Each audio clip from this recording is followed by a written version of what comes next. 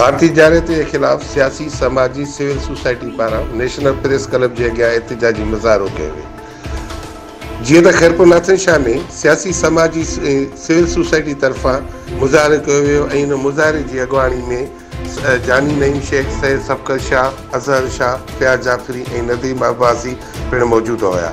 उन अॻुवाणीअ में भारत जे परचम के नज़र आतिश पिणु कयो वियो ऐं उन खां बाद में पाकिस्तान ऐं पाक फ़ौज जे हक़ में नारा आया ऐं संदसि सां साथ निभाइण जा वचन पिणु कया विया।